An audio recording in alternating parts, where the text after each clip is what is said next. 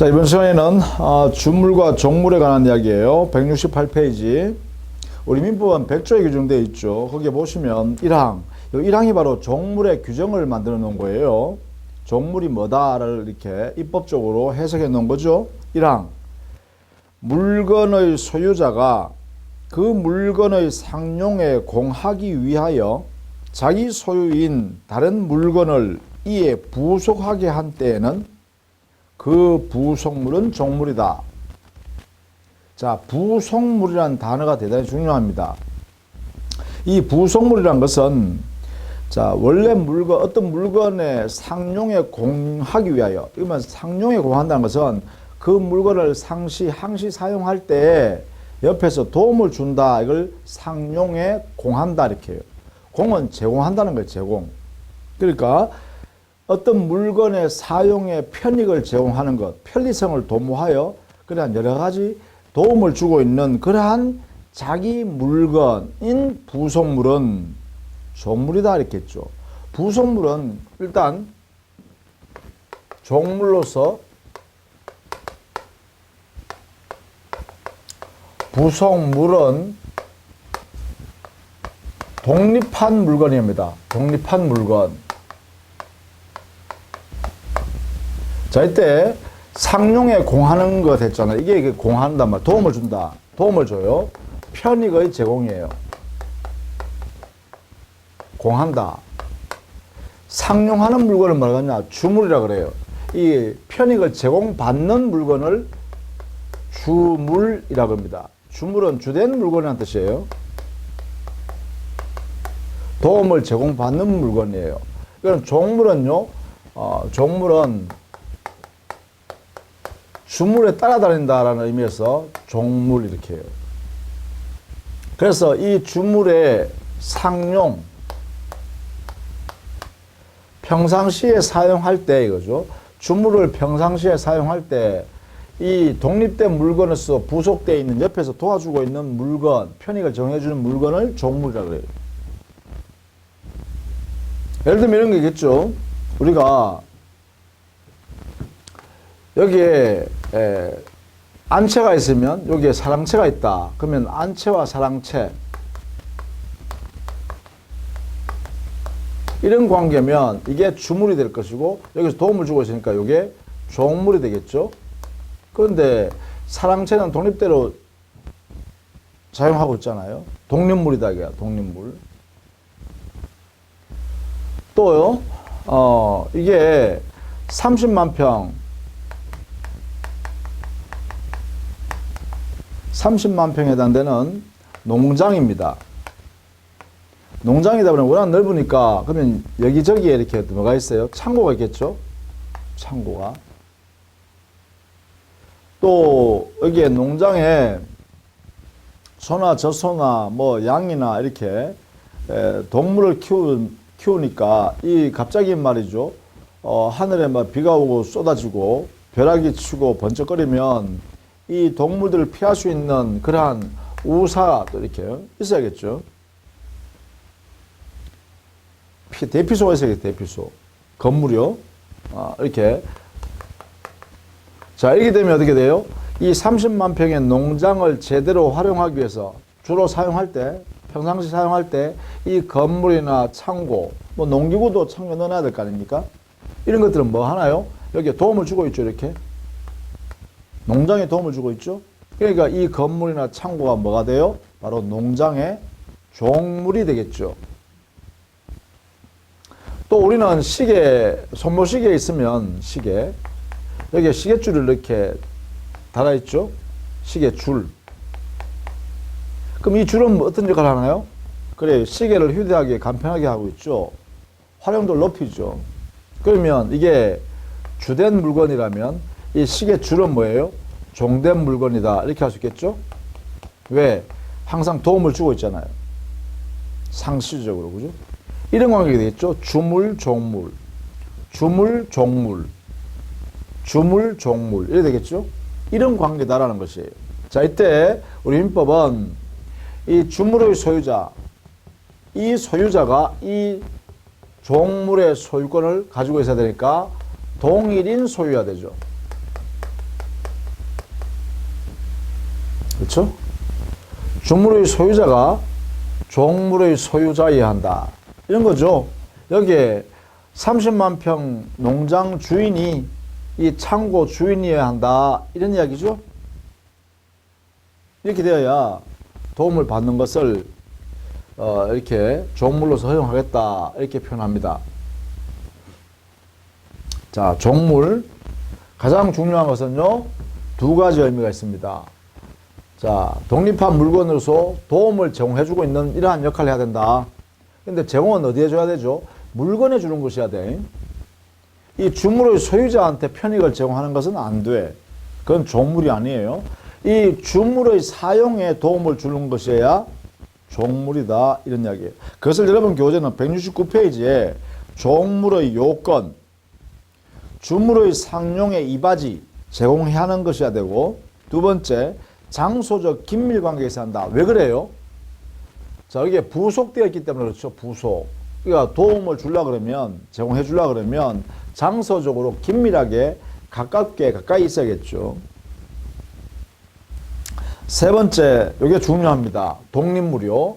이 독립이라는 단어를 꼭 알아두셔야 됩니다. 독립물. 부속이란 말은 독립한다라는 것을 전제로 하는 말이에요. 독립한다. 만약에 말이죠, 붙어서 하나의 물건이 되어버렸다. 즉, 주물의 일부가 되어버렸다 하면 부속물이 아니라 독립한 물건이 아니기 때문에 종물이 될 수 없어요. 반드시 독립한 물건으로서 존재해야만 종물이 된다. 이 말이에요. 그 다음에 네 번째요. 주물과 종물의 소유자는 동일인 소유자야 한다. 우리 민법상으로요. 그러니까 반드시 알아두셔야 되죠. 독립한 물건으로서 동일한 소유자일 때 종물로서 역할을 한다. 다만 그 기능으로 본다면 주물의 상용에 편익을 제공해야 된다. 이바지해야 되니까. 그렇죠? 요 역할을 하고 있어야 되죠. 물건에 이바지해야 된다. 상용에. 자, 요 내용을 반드시 알아두셔야 됩니다. 종물이라 하기 위한 요건입니다. 종물이라 하기 위한 요건. 자, 그러면 종물이 이제 정해졌어요. 정해지면, 요게 이제 민법 100조 1항에 이렇게 했는데, 100조 2항에서는 뭐라 했냐면, 이 종물은 주물의 처분에 따른다. 이 났죠? 종물은 주물의 처분에 따른다. 이 말은 무슨 말이냐면, 만약에 주물을 처분하게 되면, 주물을 다른 사람한테 팔았다 이 말이야. 이 행위에 의해서 종물도 함께 처분한다 이 말이죠. 이런 의미를 우리는 2항에서 두고 있어요. 당사자 약정이 주물에 관해서 이렇게 약정하면 함께 이루어진다. 별도의 약정이 없는 한. 이래야 되겠죠. 그래서 이걸 우리는 뭐라 그러냐면, 주물과 종물은 운명을 같이 해라. 이렇게 표현합니다. 법률적 운명을 같이 한다. 이게 이제 민법 100조 2항의 의미입니다. 주물이 다른 사람한테로 처분되어 넘어가면, 별도의 약정을 하지 않았다면 종물도 함께 넘겨주는 걸로 한다 이 말이죠. 이걸 법률적 운명을 같이 한다 이렇게 표현해요. 이렇게. 다만 이러한 종물 이론, 이걸 종물 이론이라고 그래요. 종물은 주물의 처분에 따른다. 종물은 주물과 운명을 같이 한다. 이러한 원리를 종물 이론이라고 그래요. 종물 이론. 이 종물 이론에 관한 민법 100조 2항은 임의 규정으로 해석합니다. 임의 규정이기 때문에 당사자가 별개의 약정이 가능합니다. 즉, 주물은 처분하되 종물은 별도로 한다. 이렇게 특약을 할 수 있다는 거예요. 그 특약의 효력은 유효가 돼요. 왜? 이 규정, 종물은 주물의 처분에 따른다. 운명을 같이 해야 한다. 라는 것은 임의 규정이기 때문에 당사자가 다르게 정할 수 있다. 이 말입니다. 자, 이렇게 의미를 알아두셔야겠죠. 별도로 약정할 수 있다. 이와 다르게 약정할 수 있다. 이 말입니다. 왜? 이게 강제 규정이 아니니까요. 자, 그 다음에 여기 첫 번째 알아두셔야 될 내용이고요. 두 번째, 이 종물 이론은 종된 권리 관계가 존재하면 여기에도 유추 적용한다. 이것을 우리 판단한 것이 바로 판례입니다. 주된 권리, 종된 권리 관계가 있으면 주된 권리가 처분되게 되면 종된 권리도 함께 처분되어진다. 특별한 약정이 없다면. 그래서 종된 권리는 주된 권리와 운명을 같이 한다. 이렇게 해석하자는 거죠. 그래서 이 규정을 유추 적용한다 이 말입니다. 자, 요 내용도 꼭 같이 알아두십시오. 이렇게. 이것이 여러분 교재는 그 하단에 있는 것이죠. 거기에 판례 1번에 보시면 저당 부동산의 종물 여기에 잘 봐두시면 되겠고, 그 다음에 2번에 유류 저장 탱크는 자 주유소에 있어서 유류 저장 탱크 이거는 토지에 묻어놨죠. 이러면 토지에 부합물이 되는 것이지 부속물이 되는 게 아닙니다. 따라서 유류 저장 탱크는 부합물이기 때문에 종물이 아니다 이렇게 해야 돼요. 그러나 주유소에 있는 주유기 있죠. 이 기름을 넣는 기계요. 그 주유기는 주유소의 종물입니다. 독립된 물건의 성격을 가지고 있기 때문에 그렇죠. 분리 가능하고 따라서 주유소 기능을 도와주고 있죠. 언제든지 그죠. 그러니까 종물이다 이렇게 되겠죠. 자, 그런 내용들을 여러분 한번 봐두시면 되겠죠. 자, 그래서 170페이지 가면 종물의 효과를 정리해 두었어요. 이 부분을 여러분이 꼭 알아두셔야 된다는 거예요. 이 처분이란 것은 물권적 처분 뿐만 아니라 채권적 처분까지도 다 포함되는 의미로서 이 저당권의 효력도 역시 마찬가지로 종물에 미치도록 하고 있습니다. 이게 의미는 무슨 말이냐면 이렇습니다. 만약에 이 건물에 이 건물 소유권에다가 저당권을 설정하고 이 저당권 건물 소유자가 돈을 빌려줬어요. 이렇게. 그런데 만약에 이렇게 설정된 후에 여기 옆에 이 건물을 도와주는 종물을 하나 만들었다 합시다. 이렇게 좀 건조물을 하나 만들었다 해보세요. 요 물건이 이 건물을 도와주는 항시 도와주는 종물이다라고 하면 이 저당권 효력은 이 건물에만 저당권 설정했잖아요. 그런데 이 저당권 효력은 종물인 이 건물에도 이 건조물에도 당연히 저당권 효력이 미친다 이 말이에요. 왜 그러냐 하면 저당권 행사하면 이 건물 소유권이 이렇게 넘어갈 거 아니에요. 그죠? 경락인한테. 그죠? 그런데 우리는 뭐 했어요? 종물은 주물의 처분에 따른다라고 했잖아요. 그래서 특별한 약정이 없다면 건물 소유권이 이렇게 넘어가면 그죠? 여기에 있는 저당권 행사 경매를 통해서 이 건물 소유권이 이렇게 넘어가면 경락인한테 그럼 당연히 모두 넘어가야 되겠어요. 함께 저당권의 대상이 아니었지만 저당 효력을 인정해서 여기에 종물의 소유권도 경락인한테 이렇게 넘어가야 된다 이 말이죠. 그래야 주물과 종물이 운명을 같이 한다 할 수 있겠죠.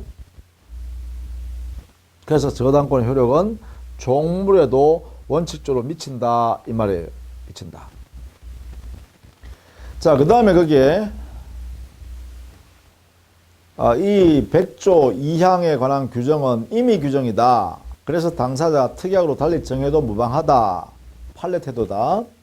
그 다음에 종물이론의 준용에는 권리가 서로 간에 주종 관계에 있으면 그 주된 권리의 처분에는 종된 권리의 처분이 함께 따른다. 이렇게 하고 있죠. 이것도 역시 판례라 했습니다. 중요한 판례예요. 그래서 어떤 권리가 주된 권리, 종된 권리 이렇게 권리가 존재하면 이것을 처분하면 이것도 처분되어진다 이 말이죠. 이렇게 된다는 것을 의미합니다. 그래서 이걸 항상 염두에 두시기 바랍니다. 이런 원리는 앞으로 이제 물권법 공부하시면서 이런 내용들을 적용할 거예요. 자, 주물, 종물. 요거는 백조입니다. 백조. 백조. 그 다음에 우리 민법에 원물과 과실에 관한 규정이 있죠. 여기에 101조, 102조에 있어요. 101조는 여기에 과실의 의의를 입법적으로 해석해 놨죠. 101조 1항과 2항에서 여기는 천연과실에 관한 개념을 규정했고요. 여기는 법정과실에 관한 규정을 2항. 그래서 과실에는 천연과실과 법정과실이 있다 이 말이에요. 이것을 각각 입법적으로 해석을 해두었다 이 말이죠. 이게 101조 1항과 2항입니다. 자, 1항. 물건의 용법에 의하여 수취한 산출물은 천연과실이다. 그래서 어떤 물건으로부터 그 물건의 용법에 따라서 산출되어 나온 물건이 있으면 그 물건은 천연과실이라고 한다. 예를 들면 암돼지가 돼지 새끼를 낳았다 하면 그 돼지 새끼가 바로 천연과실이죠. 암탉이 달걀을 낳았다 하면 그 달걀이 천연과실이죠. 사과나무에 사과가 열렸다 하면 그 사과가 천연과실이죠. 양에서 양털을 깎아냈다. 그러면 양털이 뭐예요? 천연과실이죠. 젖소로부터 젖을 짜냈다. 그 젖 짜낸 원유를 뭐라 그래요? 천연과실이다. 이렇게 하겠죠. 그게 뭐예요? 바로 이거예요. 당의 물건의 용법에 따라서 산출되어 나온 물건. 자, 이렇게 됐죠. 물건의 용법이 있을 텐데 용법에 따라서 산출되어 나온 물건이 있어요. 이 물건의 이름을 천연과실이라고 한다 이 말이에요. 그럼 이때 이 물건을 뭐라 하냐? 이걸 원래 물건이다 해서 원물이라 그래요. 원물이라고. 그럼 이 물건을 뭐라 그래요? 여러분은 천연과실이라고 해요. 대신에 그 물건의 용법으로서 나와야 되죠. 이렇게요. 그랬을 때 천연과실을 한다. 자, 2항. 물건의 사용 대가로 받은 금전 기타 물건은 법정과실이다. 이래놨죠. 그 보세요. 이게 또 마찬가지. 물건의 사용 대가에 의하여 받은 물건입니다. 금전을 포함한 물건입니다. 금전도 동산이니까요. 물건이죠. 그죠? 여기도 금전도 역시 마찬가지입니다. 그래서 여기는 용법에 따라서 하니까 금전은 재야 되겠습니다. 이렇게. 이 정도 하겠죠. 금전 기타 물건이 나왔죠. 자, 여기도 마찬가지네요. 물건, 이게 바로 뭐예요? 원물이라고 그러죠. 다만 이 물건으로서 이 물건은 뭐라 그러냐? 이걸 우리는 법정과실이라고 그런다. 근데 이 법정과실을 하기 위해서는 반드시 이 물건을 사용하여 그랬기 때문에 대가를 받았다 이 말이죠. 이렇게 정한다라는 것입니다. 이때 이 물건, 앞에 있는 물건을 전부 다 원물이라고 한다. 원래 물건, 그죠? 이렇게. 원물이란다. 그죠? 이렇게. 그 다음에 여기 있는 과실. 이게 과실이죠, 이게. 과실도 전부 다 뭐예요? 물건이죠. 과실도 전부 물건이다. 이렇게 되겠죠. 그래서 원물에부터 나온 물건이다. 이런 면에서 우리는 구별한다는 것입니다. 구별 기준은 뭐냐? 천연과실은 용법에서 나온 것이고 법정과실은 사용 대가로 받은 것이다. 이렇게 되겠죠. 그러면 반드시 과실이라고 하기 위해서는 물건인 원물로부터 관계되어져야 됩니다. 원물로부터 나와야 되죠. 이렇게. 물건이 아닌 권리라든지 이런 것에서 나온 것은 과실이 될 수 없죠. 그렇죠? 권리로부터 나온 물건이나 금전은 과실할 수 없다. 특허권 사용료, 특허권자로부터 특허권을 사용하기로 하고 대가로 사용 대가로 지급한 사용료소의 금전. 이 사용료인 금전은 법정 과실을 하면 되나? 안 된다, 그죠? 왜냐하면 앞에 보시면 사용 대가의 대상이 뭐예요? 권리죠, 권리. 권리로부터 사용 대가 나온 것은 법정 과실을 할 수 없다 이 말이야. 안 된다는 거예요. 또 의사의 진료 행위로부터 행위에 의하여 대가로 지급한 진료비, 금전료, 이것도 되나요? 자, 이 진료비, 이거 이 법정 과실인가요? 법정 과실? 아니다 해야죠. 그 이유는 왜 그래요? 의사의 진료 행위, 사람의 행위죠. 행위. 물건 아니죠. 물건의 대가, 사용 대가로 나온 게 아니죠. 따라서 이것은 역시 법정 과실 될 수가 없다 해야죠. 이런 식으로 판단할 수 있어야 돼요. 반드시 과실이라고 하기 위해서는 물건, 원물로부터 나와야 된다. 이런 걸 전제합니다. 자, 이게 이제 171페이지 그리고 172페이지에 각각 개념을 정리했고, 그 다음 두 번째 문제 되는 게 102조에 이 천연과실의 귀속, 법정과실의 귀속, 이 귀속에 관한 문제입니다. 누가 언제 가져가야 되냐, 어떻게 가져가야 되냐라는 것이에요. 귀속에 관한 문제예요. 귀속. 이게 바로 민법 102조에 규정을 뒀어요. 자, 천연과실의 경우 102조 171페이지에 있죠. 102조 1항. 천연과실은 그 원물로부터 분리하는 때에 이를 수취할 권리자에게 속한다 해놨죠. 그러니까 여기는 분리 당시를 기준으로 판단한다 해서 분리주의를 취했고요. 우리 민법은 분리할 당시에 수취할 권리자가 가져간다.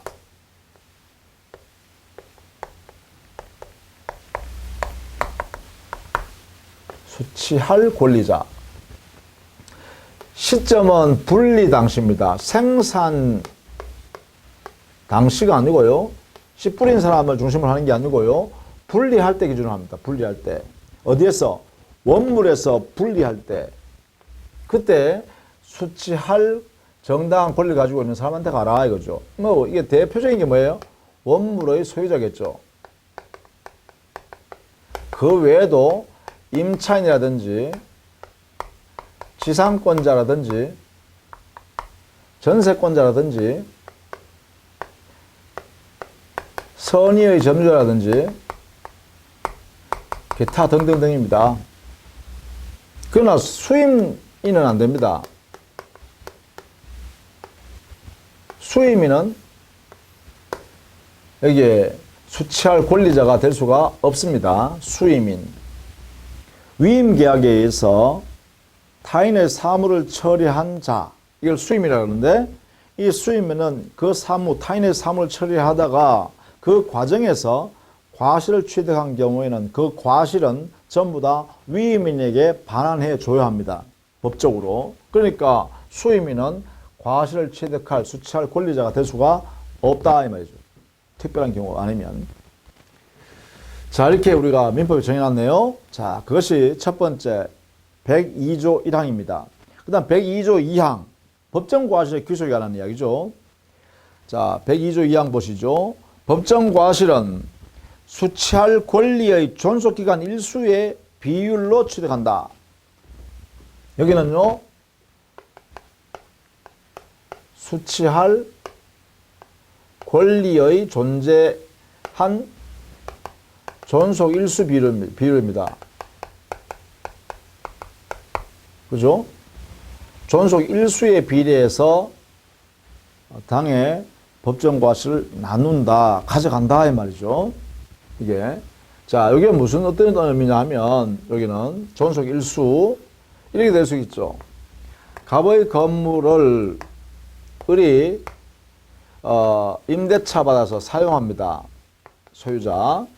그래서 월세를 매월 말에 그러니까 매월 초부터 사용해서 매월 말에 100만 원 지급하기로 했습니다. 그럼 요 100만 원 지급하기로 한 약정, 이게 뭐예요? 월세 지급하는 약정은 건물의 사용 대가니까 사용 대가로 지급된 당의 금전이니까 당연히 법정 과실이 되겠죠. 법정 과실을 자 이렇게 주기로 있었는데 만약에 갑이요 이 건물 임차 목적물의 건물을 병한테 처분하여 병한테 소유권 넘겨주고 언제 넘겨줬나 합니까? 15일 날 넘겨줬어요. 이렇게. 그러면 자 월말에 드디어 을이라는 사람이 100만 원 지급하게 되잖아요. 이때 100만 원 지급할 때 이 갑과 병 사이에 이 월세라는 차임, 법정 과실 귀속을 어떻게 나누어 가져야 되느냐라는 문제가 생기죠. 그러면 당연히 어떻게 한다고요? 일수 비례하라. 자, 여기는 수취할 권리는 소유권이죠. 수취할 권리, 소유권입니다. 소유권을 갑이 15일 가지고 있었고 병이 15일 가지고 있었네요. 그럼 어떻게 돼요? 100만 원을 1대1로 절반으로 각각 나눠 가자 이 말이죠. 그래서 여기에 15일 사용 소유권을 취득했으니까 여기는 50만 원 갑이 가져가고 나머지 50만 원 병이 가져가라. 이렇게 하는 거죠. 이렇게 일수 비례하여 가져가라 이 말이죠. 그런 의미입니다. 그죠? 자, 이런 내용을 우리 법에 정해놓았다는 것입니다. 여러분 참고해서요. 원리를 이렇게 알아두시면 좋겠다는 것입니다.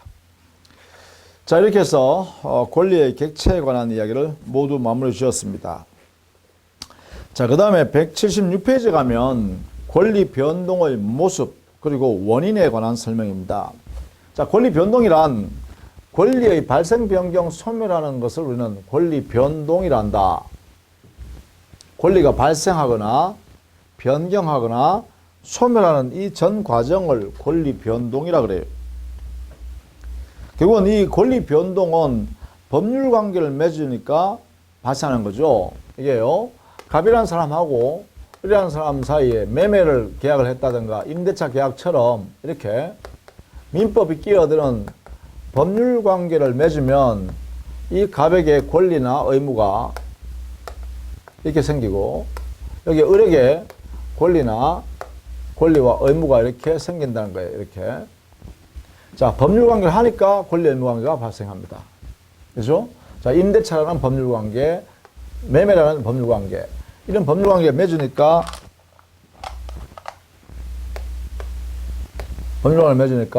권리 의무 관계로 이렇게 나타나죠. 그러면 이 권리 의무 관계는요, 매매를 하면 소유권이 여기 있던 것이 소유권이 여기 넘어가잖아요. 그죠? 그래서 권리 변동이 생겨요. 결국은요, 법률 관계를 맺으면 그 결과로서요, 권리의 변동이 생깁니다. 그거 뭐냐? 권리가 발생하거나, 권리가 소멸하거나, 권리가 변경부터 쓸까요? 권리가 변경하거나, 권리가 소멸하는 현상이 발생한다. 이런 이야기죠. 그래서 보통 이 권리 변동하는 이런 관계로는 법률 효과가 생겼다. 이렇게 표현해요. 이렇게요. 같은 말이라고 보면 되죠. 법률 관계, 권리 의무 관계 같은 말이에요.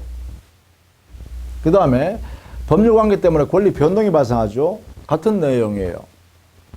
권리 변동이 발생했다는 것은 뭐예요? 법률 효과가 발생했다는 거죠. 같은 내용이에요. 이렇게. 자, 이때 177페이지에 재료에 있는 호의 관계 한번 보실래요? 이 호의 관계. 이 호의 관계는 원칙적으로 인간 관계로서요, 법률 관계는 아닙니다. 법이 끼어드는, 즉 민법이 끼어들어서 권리 의무를 만들어내는 그런 관계는 아니다예요. 권리 의무 관계가 아닌 인간관계에 불과합니다. 따라서 여기는 강제할 수 없습니다. 강제력이 없어요. 즉 권리 의무가 안 생긴다는 거죠. 이런 내용이 인간관계예요. 호의관계는. 자, 그런데 문제는 뭐냐면 호의관계인 인간관계는 그러면 권리 의무 관계로 바뀔 수 없느냐? 바뀔 수 있다는 거야. 즉 호의관계가 인간관계인 호의관계가 법률관계로 이렇게 전환될 수도 있다. 자, 법률관계라는 것은 권리 의무 관계라는 거예요. 권리 의무 관계는 강제력이 발생한다는 거예요. 생긴다. 강제력이. 이런 내용을 갖고 있다는 것이죠. 전환이 된다는 거예요. 어떨 때 보면 전환이 되느냐 이 말이에요. 어떨 때 이 전환은 바로 호의관계 이 과정에서 어느 일방에 부주의가 있고 부주의, 과실 그로 인하여 타인에게 그 옆에 있는 타인에게 손해를 발생했다. 손해를 생겼다. 이렇게 되면 바로 뭐가 된다? 그래요. 법률관계로 바뀐다는 거예요. 부주의한 과실 당사자는 그 상대방 손해에 대해서 배상할 책임이 발생하고 손해난 사람은 손해배상을 청구할 수 있다는 것이죠. 이런 관계가 생긴다는 것이죠. 이렇게 이런 관계가 생겨버리면 그때부터는 법률관계다 이런 이야기예요. 호의관계인 인간관계가 법률관계로 이렇게 바뀐다라는 거예요. 자, 이 내용만 여러분 이해해 두시면 돼요. 이렇게. 예컨대 이런 거 있죠. 예컨대 자, 한여름에 비가 막 쏟아지는데 바로 옆집에 사시는 할머니가 무거운 짐을 들고 이렇게 비 맞으면서 막 가고 계세요. 그러니까 어떻게 돼요? 제가 퇴근길에 그 옆에 사는 사람이 퇴근길에 승용차 가다가 세워서 할머니 태우세요. 집까지 모셔드릴게요 하고 태울 수 있잖아요. 이게 뭐예요? 호의동승이라고 해요. 호의를 베푼 호의동승. 호의동승은 인간관계죠. 옆집 할머니 위해서 공짜로 태워드리는 거잖아요. 타세요 해가지고 모셔드릴게요 했잖아요. 자, 그렇기 때문에 이 호의동승은 호의관계에서 권리 의무가 안 생기죠. 법률관계가 아니에요. 권리 의무 관계가 아니에요. 근데 만약에 호의동승해 가다가 말이죠. 그 운전자가 부주의해서 급브레이크를 팍 밟아가지고요. 옆에 타시는 할머니가 앞에 문짝에 확 부딪혀가지고요. 다쳤어요. 그러면 병원에 치료를 해야 돼요. 그러면 당연히요. 이게 운전자의 부주의가 있고 과실, 부주의인 과실. 그로 인하여 옆에 타시던 할머니가 다쳤잖아요. 부상, 손해가 생기죠. 이게 되면 어떻게 돼요? 부주의한 운전자는 뭐예요? 치료비 좀 드려야죠. 자기가 운전 잘못했으니까, 그죠? 이게 뭐예요? 이때부터는 바로 권리 의무 관계인 법률 관계로 이렇게 바뀐다는 거예요. 왜냐하면 이 손해에 대해서는 이 부주의한 자가 이 손해에 대해서 배상할 의무가 생기니까 그래요. 여기 의무가 생긴다. 의무, 책임. 여기는 권리가 생긴다는 거예요. 손해배상 청구권이라는 권리가 생기죠. 손해배상하세요. 이렇게 할 수 있다는 거죠. 이게 바로 법률관계로 바뀌는 예다 이 말이죠. 그죠? 이런 예를 들 수 있다.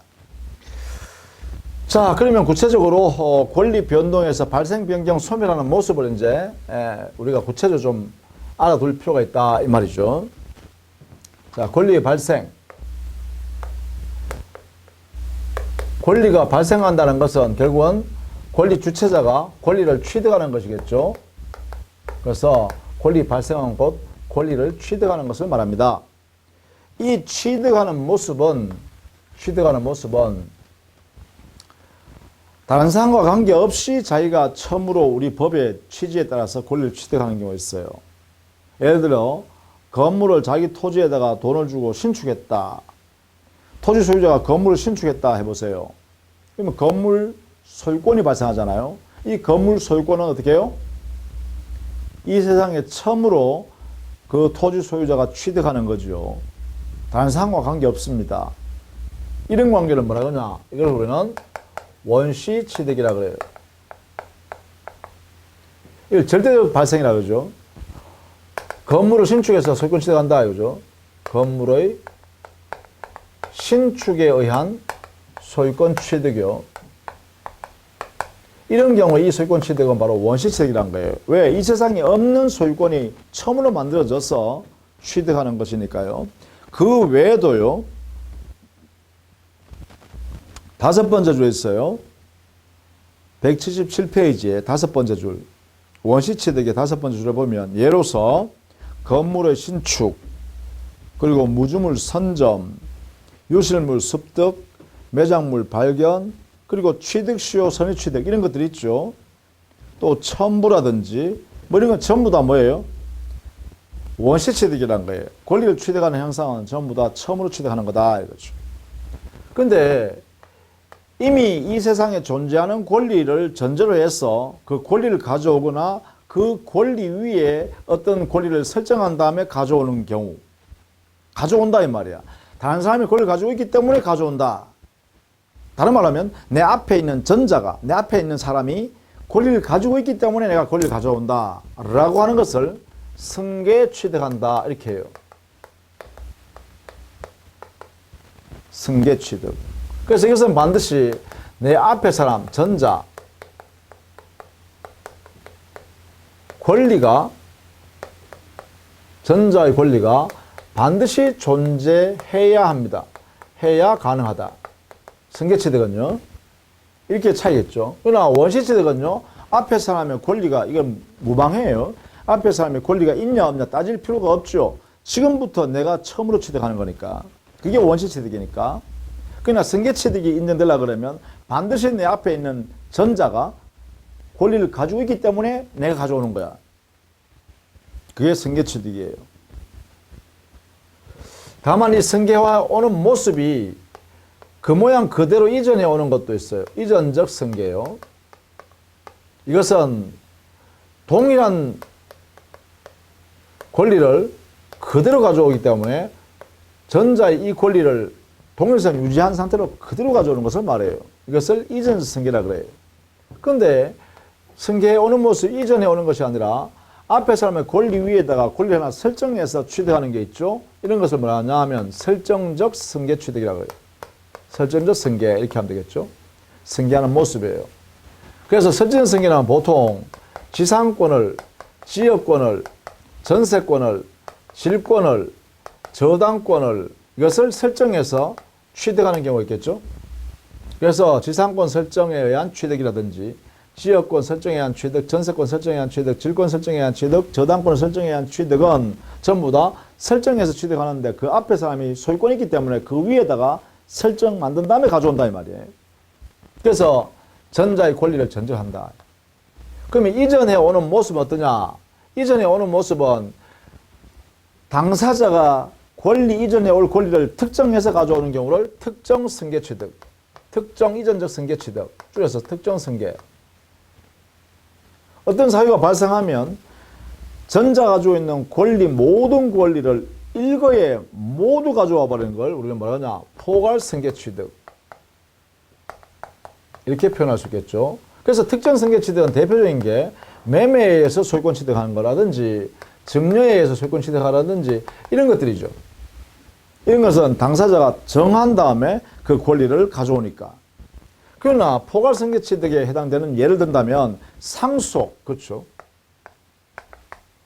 상속의 경우는 사망, 즉 피상속인이 사망하면 그 피상속인이 가지고 있던 모든 재산을 일거에 한꺼번에 가져온다는 거죠.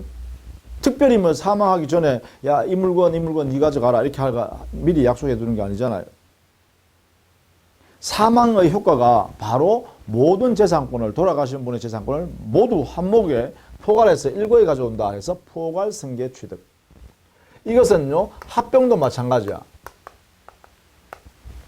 법인끼리 합병했다 하면 흡수 합병될 때 그 재산권이 일거에 다 모두 들어온다는 거죠. 이게 바로 포괄 승계 취득의 모습이다. 이렇게 할 수 있죠. 이렇게 나누어서 각각 설명을 할 수 있겠네요. 그죠? 이 모습을 여러분이 좀 이해해 두셔야 된다라는 것입니다. 이게 바로 발생입니다. 그 다음에 권리의 변경이 있습니다. 변경. 자, 이때 권리의 모습은 주체가 존재하게 되고 권리 안에는, 그리고 권리에는 내용이 있죠. 그리고 권리는 일정한 작용을 합니다. 이러한 내용의 변경이 있을 수 있겠죠. 주체가 변경되거나 내용이 변경되거나 또 작용이 변경되는 경우가 있을 수 있죠. 이렇게요. 주체가 변경된다는 것은 갑이 소유권을 종전에 가지고 있었는데 이것이 소유권자가 을로 이렇게 바뀌었어요. 이렇게. 그러면 종전에는 갑이었지만 지금은 갑이 아니라 을이다. 이게 바로 주체의 변경이죠. 내용의 변경은 이 내용에는 두 가지 형태의 내용이 있어요. 양적으로, 질적으로 이렇게 구성하고 있는데 요 내용이. 근데 양이 변경되거나 질이 변경되면 양적 변경, 질적 변경이 되겠죠. 이렇게. 양적 변경이란 것은 소유권에다가 지상권이나 저당을 설정해버리면 소유권의 양이 줄죠. 만약에 저당으로 설정되어 있는 소유권에 있어서 저당권이 소멸돼 버리면 소유권의 양이 늘죠. 이렇게요. 또 질적 변경이라는 것은 물건 인도받을 수 있는 권리가 물건을 넘겨줘야 될 의무자가 물건을 자기의 부주의로 부숴버렸다. 그러면 그 상대방은요, 물건 내놔라 할 수 있는 권리가 야, 손해배상해라 라는 권리로 바뀌죠. 그럼 이때 손해배상을 청구하는 것은 금전적 손해배상이에요. 그러면 그 정전에는 물건 받을 수 있는 권리였는데 지금은 금전 받을 수 있는 권리로 바뀌죠. 그게 뭐예요? 바로 그게 질적 변경이라 한다. 물건 인도 청구권이 물건 인도 받을 수 있는 채권이 뭐로 바뀐다? 손해배상 채권으로 바뀐다. 손해배상을 줄여서 손배라 그래요. 손배 채권으로 바뀌었다. 그러면 손배채권의 의미는 뭐냐? 손해배상은 전부 다 원칙적으로 금전배상이 원칙입니다. 그러면 여기는 물건을 받을 수 있는 권리였는데 여기는 뭐예요? 금전 받을 수 있는 권리로 바뀌었다 이 말이죠. 이게 바로 질적 변경이다 이 말이죠. 그 다음에 작용의 변경의 경우는 이것은요, 우리 민법에는요, 저당권의 순위 승진을 인정해요. 하나의 부동산에 1번 저당권, 2번 저당권 이렇게 3번 저당권이 있었는데 만약에 그 채무자가 1번 저당권자한테 변제를 해버리면 1번 저당권 소멸해버려요.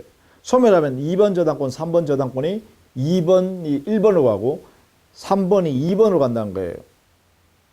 그래서 2번이 1번 작용한다, 3번이 2번 작용한다. 이게 뭐예요? 순위 승진이라는 거죠. 이게 바로 작용의 변경에 해당되는 것이죠. 또 부동산 임차권은 원래는 임대인한테 권리를 주장할 수 있을 뿐입니다. 임차인이 임대인한테. 근데 그 부동산 임차권에 등기를 하게 되면 그 당의 목적물을 양수받은 소유자한테, 새로운 소유자한테도 임차권을 대항할 수 있단 말이야. 이 대항력이라는 권리가 작용하게 되죠. 그래서 임차권에 등기가 있으면 작용이 변경됩니다. 종전에는 임대인한테만 주장할 수 있었는데 이제는 제3자, 당의 목적 부동산을 양수받은 사람한테도 주장할 수 있다는 거죠. 그래서 이것도 쓰면 되겠네요. 부동산의 임차권 등기. 이렇게 되면 대항력이 생긴다는 거죠. 대항력. 대항작용이 하나 생긴다 이 말이죠. 이런 면에서 작용의 변경이다 이렇게 되겠죠. 자, 이런 내용이 권리의 변경이에요. 그러면 권리가 소멸하는 경우도 있겠죠. 이제 마지막으로 권리 소멸. 이 세상에서 그 권리가 영원히 사라져버리는 걸 우리는 절대적 소멸이라고 그래요. 예를 들면 건물 소유권을 가지고 있는 당의 건물에 대해서 만약에 누군가가 방화를 했다든가 불을 질러버렸어요. 아니면 낙뢰가 떨어져서 그 건물이 다 타버렸어요. 그러면 그 건물 자체가 이 세상에 사라져버렸죠. 사라지면 그 건물 소유자의 건물의 소유권도 함께 이 세상에서 사라져버리죠. 영원히 사라지죠. 이게 뭐라고? 절대적 소멸을 한다. 절대적 소멸은 이 세상에 당의 권리가 없어져 버립니다. 그런데 상대적 소멸이라는 게 있다. 이 상대적 소멸은 결국은 뭐예요? 나한테 있는 소유권이 다른 사람한테 넘어가서 넘겨줘 버리면 나한테 있는 소유권은 소멸하지만 다른 사람한테 그 소유권은 남아있죠. 이런 현상 중에서 당사자, 종전에 가지고 있던 그 소유권 입장에서 보면 그 당사자한테는 소유권 소멸이다. 이걸 상대적 소멸이라고 그래요. 그러면 상대적 소멸은요, 이전적 승계취득이 있게 되면, 그죠? 이전적 승계취득이 되면 상대적 소멸 현상이 발생하는 거예요. 이거는 곧 뭐냐? 주체의 변경이죠. 그죠? 그러니까 이런 현상이에요. 이전적 승계취득이거나 주체의 변경, 이런 현상이 발생하면 상대적 소멸의 현상이 돼요. 그래서 이거는 같은 현상이다. 이렇게 보시면 돼요. 이렇게. 그죠? 자, 이런 내용이 이제 권리의 변동하는 모습이다라는 것입니다. 자, 이렇게 해서요. 여러분, 178페이지, 179페이지에 권리의 변경과 소멸에 관한 내용을 정리했습니다. 자, 다음 시간에는요, 권리 변동의 원인으로서 법률 요건과 법률 사실을 정리하도록 하겠습니다. 자, 수고 많으셨습니다.